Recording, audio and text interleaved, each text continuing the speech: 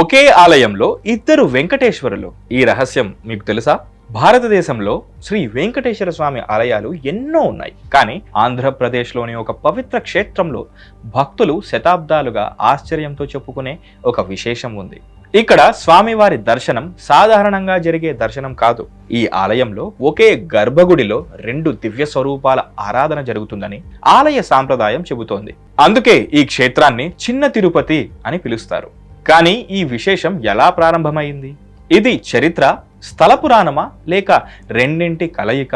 మరో ఆశ్చర్యకరమైన విషయం, ఇక్కడికి వచ్చే అనేక మంది భక్తులు తిరుమలకు వెళ్లే ముందు లేదా తిరుమల దర్శనం తర్వాత ఈ క్షేత్రాన్ని కూడా తప్పకుండా దర్శిస్తారు. ఎందుకు? ఈ 2 క్షేత్రాల మధ్య ఉన్న ఆధ్యాత్మిక అనుబంధం ఏమిటి? ఈ ప్రశ్నలకు సమాధానం తెలుసుకోవాలంటే మన ప్రయాణం ఇప్పుడే ప్రారంభమవుతోంది. ద్వారకా తిరుమల అనే పేరు ఎలా వచ్చింది? ఒక మహర్షి తపస్సు ఈ క్షేత్రాన్ని ఎలా పవిత్రం చేసిందని స్థల పురాణం చెబుతోంది. అసలు కథ ఇప్పుడు మొదలవుతోంది. ద్వారక మహర్షి తపస్సు, స్థల పురాణం మరియు చరిత్ర చెప్పే కథ. ఈ క్షేత్ర చరిత్రను అర్థం చేసుకోవాలంటే ముందుగా 2 విషయాలను వేరు చేయాలి. మొదటిది స్థల పురాణం, రెండవది చారిత్రక ఆధారాలు. ఆలయ స్థల పురాణం ప్రకారం ద్వారక మహర్షి ఈ ప్రాంతంలో ఘోర తపస్సు చేసి శ్రీ మహావిష్ణువును దర్శించుకున్నారని విశ్వసిస్తారు. ఆ మహర్షి కోరిక మేరకు స్వామివారు ఇక్కడే వెలిశారని స్థానిక సాంప్రదాయం వివరిస్తుంది. అందువల్లే ఈ ప్రాంతానికి ద్వారకా తిరుమల అనే పేరు వచ్చిందని చెబుతారు. ఇది ఆలయ సాంప్రదాయంలో భాగమైన విశ్వాసం. ఇప్పుడు చరిత్ర వైపు చూద్దాం. లభ్యమయ్యే శాసనాలు మరియు చారిత్రక ఆధారాలు ఈ క్షేత్రం అనేక శతాబ్దాలుగా ప్రముఖ వైష్ణవ ఆరాధనా కేంద్రంగా ఉన్నట్టు సూచిస్తున్నాయి. తూర్పు చాళుక్యులు, తరువాతి ప్రాంతీయ పాలకులు మరియు భక్తుల దాన ధర్మాల ద్వారా ఆలయ నిర్మాణం, అభివృద్ధి క్రమంగా విస్తరించినట్లు చరిత్రకారులు భావిస్తున్నారు. కాలం మారింది, రాజులు మారారు, కానీ ఈ కొండపై శ్రీ వెంకటేశ్వర స్వామిపై భక్తి మాత్రం తరతరాలుగా కొనసాగుతూనే ఉంది. అయితే ఈ క్షేత్రాన్ని భారతదేశంలోని ఇతర వెంకటేశ్వర ఆలయాల నుంచి ప్రత్యేకంగా నిలబెట్టిన అత్యంత ఆసక్తికరమైన విశేషం ఇంకా మన ముందుకు రాలేదు. ఒకే గర్భగుడిలో 2 స్వరూపాల ఆరాధన ఎందుకు జరుగుతోంది? ఆ రహస్యం తదుపరి భాగంలో తెలుసుకుందాం. ఒకే గర్భగుడిలో 2 శ్రీనివాసులు.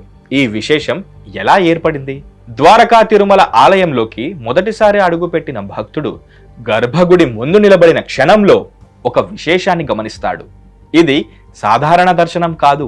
ఇక్కడ ఒకే విమానంలో 2 శ్రీ వెంకటేశ్వర స్వరూపాల ఆరాధన జరుగుతుంది.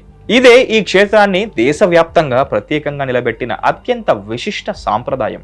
ఆలయ సాంప్రదాయం ప్రకారం మొదట ద్వారక మహర్షి తపస్సుకు ప్రసన్నమైన స్వామివారు స్వయంభూ రూపంలో భూమి నుంచి వెలిశారని విశ్వసిస్తారు. అయితే ఆ దివ్య స్వరూపం భూమిలో కొంత భాగం మాత్రమే దర్శనమిచ్చే విధంగా ఉండేదని స్థల పురాణం వివరిస్తుంది. కాలక్రమేణా భక్తుల కోరిక మేరకు ఆగమ సాంప్రదాయం ప్రకారం మరొక శ్రీ వెంకటేశ్వర స్వామి విగ్రహాన్ని ప్రతిష్ఠించినట్లు ఆలయ సాంప్రదాయం చెబుతోంది. అందువల్ల నేడు భక్తులు స్వయంభూ స్వరూపాన్ని మరియు ప్రతిష్ఠిత మూల విరాట్టును ఒకే గర్భగుడిలో దర్శించుకునే అరుదైన అవకాశాన్ని పొందుతున్నారు. ఇది భారతదేశంలోని వైష్ణవ ఆలయ సాంప్రదాయంలో అత్యంత అరుదుగా కనిపించే విశేషంగా పరిగణించబడుతుంది. అయితే ఈ విషయాన్ని ఆలయ సాంప్రదాయంగా అర్థం చేసుకోవాలి. భూమి నుంచి స్వయంగా వెలిశారనే విశ్వాసం భక్తి సాంప్రదాయంలో భాగం. దానిని చారిత్రకంగా నిర్ధారించిన సంఘటనగా మనం చెప్పలేం. అయినప్పటికీ శతాబ్దాలుగా ఈ సాంప్రదాయం మార్పు లేకుండా కొనసాగుతోంది. ప్రతిరోజు వేలాది మంది భక్తులు ఈ 2 స్వరూపాలకు నమస్కరించి ఒకే దర్శనంలో 2 దివ్యానుభూతులను పొందామని భావిస్తారు. కానీ ఈ విశేషం వల్లే ఈ ఆలయానికి మరో పేరు కూడా వచ్చింది, చిన్న తిరుపతి అని. ఈ పేరు ఎలా వచ్చింది? కేవలం పోలిక కోసమా, లేక దాని వెనుక మరింత లోతైన ఆధ్యాత్మిక భావం ఉందా? చిన్న తిరుపతి ఈ పేరు ఎవరు పెట్టారు? తిరుమలతో ద్వారకా తిరుమల మధ్య ఉన్న అనుబంధం కేవలం భక్తుల విశ్వాసమా, లేక చరిత్రలో కూడా దాని ఆనవాళ్లు ఉన్నాయా? ఇప్పుడు ఆ విశేషం తెలుసుకుందాం. చిన్న తిరుపతి అనే పేరుకు వెనుక ఉన్న కథ. ఆంధ్రప్రదేశ్లో ఎవరినైనా చిన్న తిరుపతి ఎక్కడ ఉంది అని అడిగితే చాలా మంది ఆలస్యం లేకుండా ద్వారకా తిరుమల అని సమాధానం చెబుతారు. ఈ పేరు అధికారికంగా ఆలయ పేరులో భాగం కాకపోయినా శతాబ్దాలుగా భక్తుల నోట, ప్రజల హృదయాల్లో స్థిరపడిపోయింది. దీనికి ఒక్క కారణం కాదు, అనేక కారణాలు ఉన్నాయి. మొదటిది, ఇక్కడ కూడా ఆరాధ్య దైవం శ్రీ వెంకటేశ్వర స్వామి. రెండవది, తిరుమలలాగే ఈ క్షేత్రం కూడా కొండపై వెలసిన పవిత్ర స్థలం.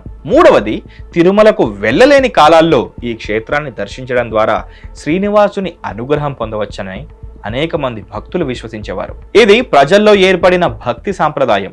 దీనిని శాస్త్రాల్లో నిర్దేశించిన సమానత్వ ప్రకటనగా లేదా చారిత్రక నిర్ణయంగా భావించకూడదు. అయితే ఈ పేరు ఈ క్షేత్రంపై భక్తుల ప్రేమను, అనుబంధాన్ని స్పష్టంగా తెలియజేస్తుంది. చరిత్రలో కూడా ఈ ఆలయానికి వివిధ రాజులు, స్థానిక పాలకులు దాన ధర్మాలు చేసినట్లుగా శాసనాలు సూచిస్తున్నాయి.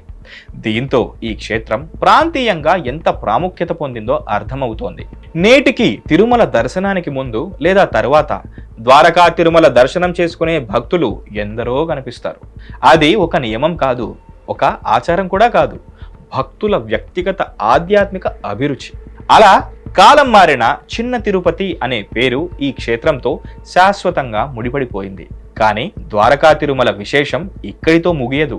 ఈ క్షేత్రానికి వచ్చిన భక్తులు ఎందుకు ఒక ప్రత్యేకమైన ప్రశాంతతను అనుభవించామని చెబుతారు? ఆ విశ్వాసాల వెనుక ఏ ఆధ్యాత్మిక భావం దాగి ఉంది? శతాబ్దాలుగా లక్షలాది మంది భక్తులను ఆకర్షిస్తున్న ద్వారకా తిరుమల వారి అనుభవాలు ఏమిటి? ఈ క్షేత్రంలో భక్తి ఎలా జీవన విధానంగా మారింది? తదుపరి భాగంలో మనం తెలుసుకుందాం. లక్షలాది మంది భక్తుల విశ్వాసం, ద్వారకా తిరుమలలో కలిగే ఆధ్యాత్మిక అనుభూతి. ఉషోదయం ద్వారకా తిరుమల కొండపై మొదటి సూర్యకిరణాలు పడుతుండగానే ఆలయ ఘంటానాదం ఆ ప్రాంతమంతా మారుమోగుతుంది. ఆ శబ్దం విన్న క్షణం దూరాల నుంచి వచ్చిన భక్తులు గర్భగుడి వైపు తమ అడుగులు వేగవంతం చేస్తారు. ఎవరి చేతిలోనో కొబ్బరికాయ, ఎవరి చేతిలోనో పూలతో అలంకరించిన తులసి దళాలు, మరికొందరి చేతిలో చిన్నారుల కోసం తీసుకొచ్చిన కొత్త వస్త్రాలు. ప్రతి కుటుంబానికి ఒక కథ ఉంటుంది. ప్రతి ప్రార్థన వెనుక ఒక ఆశ ఉంటుంది. కొంతమంది కొత్తగా వివాహమైన దంపతులు, మరికొందరు సంతానం కోసం ప్రార్థించే దంపతులు, మరికొందరు పరీక్షలకు సిద్ధమవుతున్న విద్యార్థులు, మరికొందరు జీవితంలో కొత్త ప్రయాణాన్ని ప్రారంభించబోతున్న యువకులు. వారి కోరికలు వేరు, వారి జీవితాలు వేరు. వారందరినీ ఒకచోటికి తీసుకొచ్చేది ఒకటే, అదే విశ్వాసం. శ్రీ వెంకటేశ్వర స్వామిపై అచంచల భక్తి. ఆలయ ప్రాంగణంలో కొంతసేపు నిశ్శబ్దంగా కూర్చుంటే ఒక ప్రత్యేకమైన ప్రశాంతతను అనుభవించామని అనేక మంది భక్తులు తమ అనుభవాలను పంచుకుంటారు. మరికొందరు ఏళ్ల తరబడి మనసులో ఉన్న ఆందోళన దర్శనం అనంతరం తగ్గినట్లు అనిపించిందని చెబుతారు. మరికొందరు ప్రతి సంవత్సరం ఒక్కసారైనా ఈ క్షేత్రాన్ని దర్శించడం తమ కుటుంబ సాంప్రదాయమని గర్వంగా చెబుతారు. ఈ అనుభవాలన్నీ వ్యక్తిగత విశ్వాసాలు మరియు ఆధ్యాత్మిక అనుభూతులు. వాటిని ప్రతి ఒక్కరికి ఒకే విధంగా జరిగే ఫలితాలుగా లేదా చారిత్రకంగా నిర్ధారించిన అద్భుతాలుగా చెప్పడం సరైంది కాదు. అయితే ఒక విషయం మాత్రం స్పష్టంగా కనిపిస్తుంది. శతాబ్దాలుగా ఈ క్షేత్రం లక్షలాది మందికి ఆశను, ధైర్యాన్ని మరియు మనశ్శాంతిని అందించే ఒక ఆధ్యాత్మిక కేంద్రంగా నిలిచింది. కానీ ఈ ఆలయ గొప్పతనం భక్తుల విశ్వాసంలో మాత్రమే కాదు, రాతిలో చెక్కిన దాని నిర్మాణ వైభవంలో కూడా దాగి ఉంది. ద్వారకా తిరుమల ఆలయాన్ని నిర్మించిన శిల్పులు రాతిలో ఎలా భక్తిని చెక్కారు? ప్రతి స్తంభం, ప్రతి శిల్పం, ప్రతి గోపురం చెప్పే కథ ఇప్పుడు మన ముందుకు రాబోతుంది. రాతిలో నిలిచిన వైభవం, ద్వారకా తిరుమల ఆలయ నిర్మాణ రహస్యాలు. ద్వారకా తిరుమల ఆలయంలోకి అడుగుపెట్టిన వెంటనే మొదట మన దృష్టిని ఆకర్షించేది దాని ప్రశాంతత. తరువాత నెమ్మదిగా కనిపించడం ప్రారంభమవుతుంది శిల్పకళ యొక్క అద్భుత ప్రపంచం. దేవాలయ నిర్మాణం సాంప్రదాయ ద్రావిడ ఆలయ వాస్తు శైలిని ప్రతిబింబిస్తుంది. గర్భగుడి, అంతరాలయం, ముఖమండపం, ప్రాకారాలు ప్రతి భాగం ఆగమ శాస్త్ర సాంప్రదాయానికి అనుగుణంగా నిర్మించబడింది. రాతి స్తంభాలపై సున్నితంగా చెక్కిన అలంకారాలు, పుష్ప ఆకృతులు, దైవరూపాలు పురాతన శిల్పుల నైపుణ్యానికి నిదర్శనంగా నిలుస్తాయి. చరిత్రకారుల అభిప్రాయం ప్రకారం ఈ ఆలయం ఒకే కాలంలో నిర్మించబడలేదు. వివిధ రాజవంశాల కాలంలో దశల వారీగా విస్తరించబడింది. అందుకే వేర్వేరు నిర్మాణ భాగాల్లో కొద్దిపాటి శిల్పశైలి భేదాలు కనిపిస్తాయి. అవి కాల గమనానికి మరియు దేవాలయ అభివృద్ధికి నిశ్శబ్ద సాక్ష్యాలుగా నిలుస్తాయి. మరో విశేషం ఈ క్షేత్రం కొండపై ఉండటం.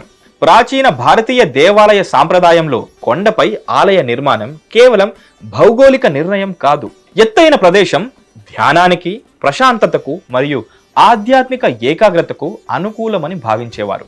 ద్వారకా తిరుమలలో కూడా ఆ భావన స్పష్టంగా మనకు కనిపిస్తుంది. కొండ పైనుంచి చూస్తే చుట్టూ విస్తరించిన పచ్చని ప్రకృతి, దూరంగా కనిపించే గ్రామాలు, వీస్తున్న చల్లని గాలి, భక్తుల నామస్మరణ ఈ దృశ్యం యాత్రను కేవలం దర్శనంగా కాక ఒక ఆధ్యాత్మిక అనుభవంగా మార్చేస్తుంది.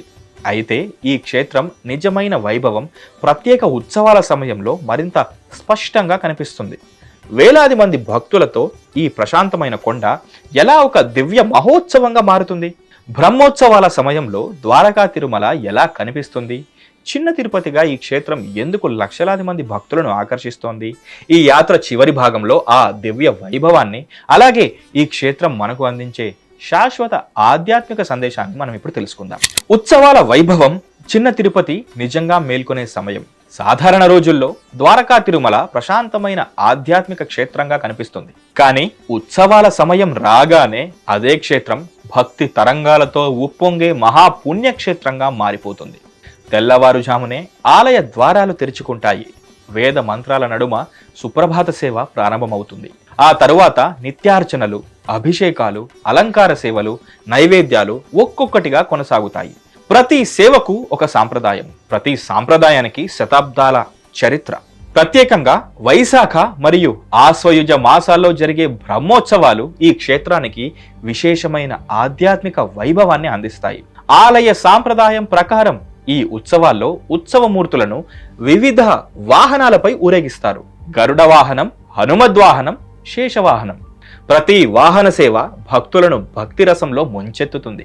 సాయంత్రం దీపాలతో ప్రకాశించే ఆలయ ప్రాంగణం, నాదస్వర ధ్వనులు, వేదఘోష, మంగళ వాయిద్యాలు, ఈ వాతావరణం ఒక యుగం వెనక్కు తీసుకెళ్లిన అనుభూతిని కలిగిస్తుంది. ఇక్కడికి వచ్చే భక్తుల్లో చాలా మంది ఒక ప్రత్యేకమైన సాంప్రదాయాన్ని పాటిస్తారు. ముందుగా కొండను దర్శిస్తారు, తరువాత స్వామివారి దర్శనం, ఆ తరువాత కొంతసేపు ఆలయ ప్రాంగణంలో నిశ్శబ్దంగా కూర్చుని ఆధ్యాత్మిక ప్రశాంతతను ఆస్వాదిస్తారు. ద్వారకా తిరుమలలో యాత్ర కేవలం దర్శనంతో ముగియదు. అది మనసును తేలికపరిచే ఒక అంతరంగ ప్రయాణంగా మారుతుంది. కానీ ఈ క్షేత్రం మనకు చెప్పే అత్యంత గొప్ప సందేశం ఇంకా మిగిలే ఉంది. రెండు శ్రీనివాస స్వరూపాలు, ఒకే గర్భగుడి, చిన్న తిరుపతి అనే చిరస్థాయి పేరు. ఈ అన్నింటి వెనుక దాగి ఉన్న ఆధ్యాత్మిక సందేశం ఏమిటి? ఇప్పుడు ఈ యాత్ర చివరి అధ్యయనంలోకి మనం అడుగు పెడదాం. చిన్న తిరుపతి చెప్పే శాశ్వత సత్యం. ఈ యాత్ర ప్రారంభమైనప్పుడు మన ముందున్న ప్రశ్న ఒకటే: ఒకే ఆలయంలో ఇద్దరు వెంకటేశ్వర స్వరూపాలు ఎందుకు? ఆ ప్రశ్నతో మొదలైన మన ప్రయాణం ఇప్పుడు ఒక అందమైన ఆధ్యాత్మిక సందేశం వద్దకు చేరుకుంది. మనం స్థల పురాణాన్ని తెలుసుకున్నాం, ద్వారక మహర్షి తపస్సు గురించి విన్నాం, చరిత్ర అందించిన ఆధారాలను కూడా పరిశీలించాం, ఆలయ సాంప్రదాయాలను అర్థం చేసుకున్నాం, భక్తుల అనుభవాలను గౌరవించాం, శిల్పకళా వైభవాన్ని ఆస్వాదించాం. కానీ ఈ క్షేత్రం గొప్పతనం ఈ అంశాలన్నింటినీ మించి ఉంది. ద్వారకా తిరుమల మనకు ఒక గొప్ప విషయాన్ని గుర్తు చేస్తుంది. దైవం ఒక్క రూపంలో మాత్రమే ఉండదు. భక్తి రూపాలను దాటి మనస్సును చేరుకుంటుంది. ఒక భక్తుడికి స్వయంభూ స్వరూపం, దైవానుభూతి, మరో భక్తుడికి ప్రతిష్ఠిత మూల విరాట్టు, ఆరాధనకు ప్రతీక. రూపాలు రెండైనా భక్తి మాత్రం ఒకటే. అదే ఈ క్షేత్రం చెప్పే అతి గొప్ప సందేశం. చిన్న తిరుపతి అనే పేరు కూడా ఒక పోలిక మాత్రమే కాదు, శ్రీ వెంకటేశ్వర స్వామిపై తెలుగు ప్రజలకున్న అపారమైన ప్రేమకు ఒక చిహ్నం. ఇక్కడికి వచ్చే ప్రతి యాత్రికుడు తనతో పాటు ఒక కోరికను తీసుకువస్తాడు. కానీ తిరిగి వెళ్ళేటప్పుడు చాలా మంది ఒక ప్రశాంతమైన మనస్సును తీసుకెళ్తారు. అది ఈ ఆలయ నిర్మాణం వల్ల కావచ్చు, ఈ కొండపై ఉన్న నిశ్శబ్దం వల్ల కూడా కావచ్చు, లేదా భక్తి వల్ల కూడా కావచ్చు.